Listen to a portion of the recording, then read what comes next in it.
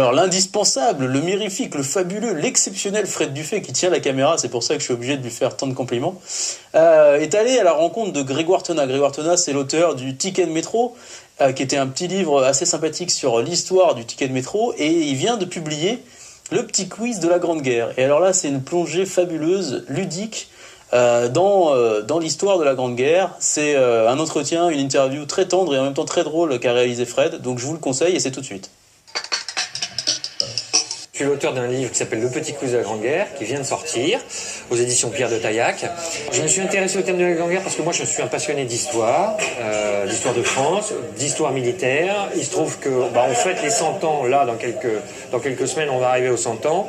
Donc je me suis dit qu'il y avait quand même c'était l'occasion de remettre un peu à plat les choses. C'est très ludique, on rentre facilement dedans, on peut picorer. Le petit format, c'est parce qu'il se prend en main aussi facilement, et le prix pas cher, parce qu'aujourd'hui ça fait une différence tout simplement. C'est quand même un événement majeur de l'histoire du XXe siècle. 114, il n'y aurait pas eu 39. 114, il n'y aurait pas de fascisme, pas de nazisme, pas de communisme.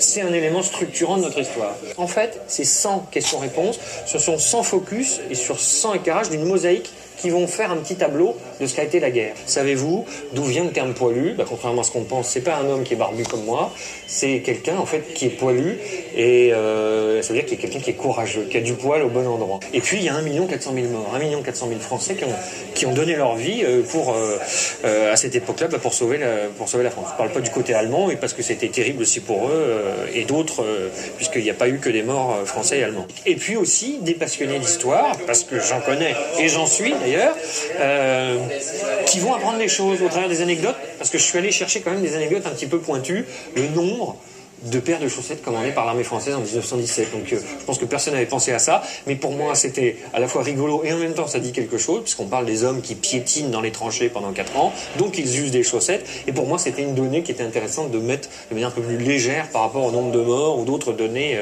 tout aussi folichonnes que les attaques au gaz, etc. J'ai pris le parti de ne pas montrer de photos, parce que les photos de la guerre de 14 c'est pas toujours évident, hein. Une gueule cassée c'est pas très joli à voir, et un corps décharné dans un arbre non plus. En revanche, on a pris le parti de travailler et de faire des frises. Donc il y a un gros travail en fait de direction artistique qui a été fait là-dessus, de frises qui illustrent en fait les questions. Donc à chaque fois, la frise va venir en renfort, en second niveau de lecture, elle va venir en renfort en fait de la question.